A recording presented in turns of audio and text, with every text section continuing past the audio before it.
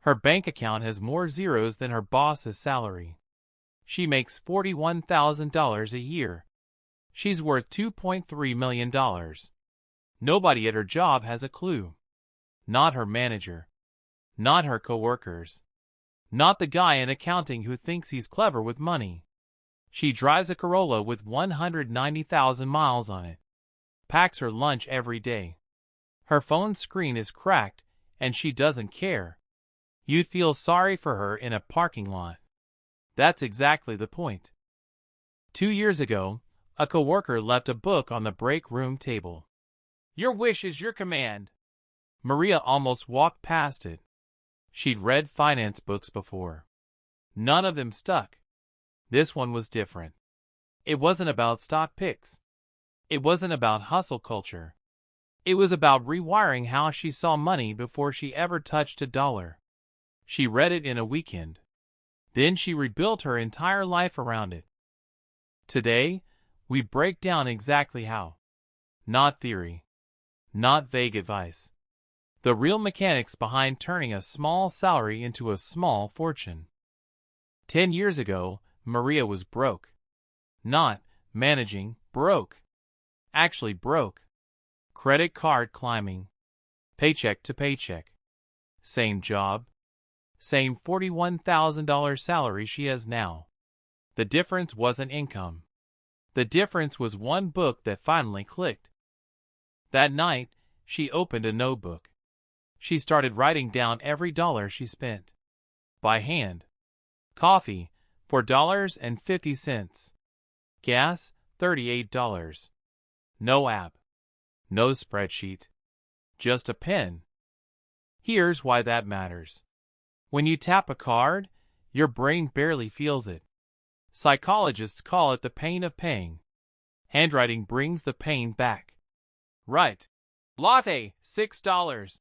On paper, and your brain finally asks the question it never asks at the register. Is this actually worth it?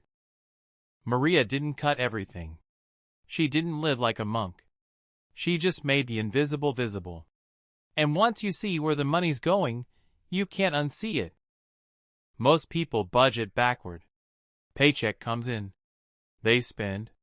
Whatever's left, if anything, gets saved. Maria flipped it. Income minus savings equals spending money. Every payday, before she touched a cent, she moved money into savings first. Whatever was left was all she was allowed to live on. Not a suggestion. A rule. $2,700 a month after taxes. $500 gone before she even saw it. $2,200 left for everything else. Tight. Uncomfortable at first.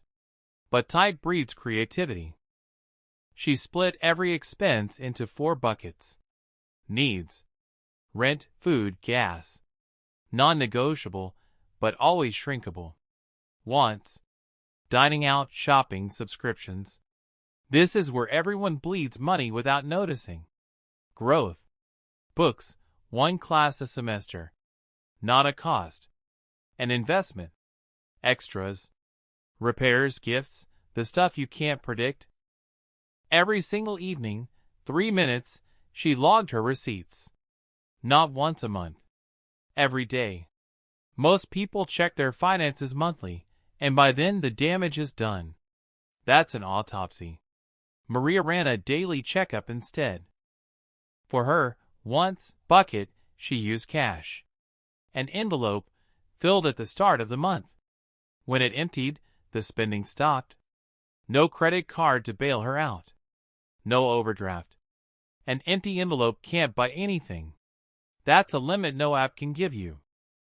And when she wanted something new, she didn't buy it. She wrote it down, waited 30 days. By day 30, the craving was usually gone. She'd look at the item and wonder why she cared.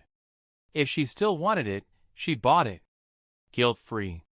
Because it was a decision, not an impulse. Here's the number that actually mattered. Not her salary. The gap. A coworker making $85,000 a year spent almost all of it. Nothing saved. Maria, on half that income, saved 20% of every single paycheck. Wealth was never about the size of the bucket. It was about the holes in the bottom. Every dollar she saved went into one simple index fund. No trading. No hot stocks. Just the same account, fed every single month. Year 1, barely moved. Year 3, it started to compound. Year 8, it made more in a good month than her entire paycheck. Nobody at work knows any of this. She still drives the Corolla. Still packs her lunch. Not because she has to. Because looking rich and being rich are almost never the same person. And the version of her that stayed invisible is the version that won. She still keeps the notebook. Not because she needs it anymore. Because the habit built the wealth. And she's not letting go of the tool that got her here. Somewhere right now, someone just got paid. They're about to spend first. Save whatever's left. Which is usually nothing. They have no idea the real secret isn't a bigger salary. It's a smaller leak. Maria didn't win the lottery. She didn't get a raise that changed everything. She read one book at the right moment. And she actually did what it said. That's the entire difference between the people who stay stuck and the people who quietly disappear into wealth. If you want to start where she started, the book is called Your Wish is Your Command. The link is in the description below.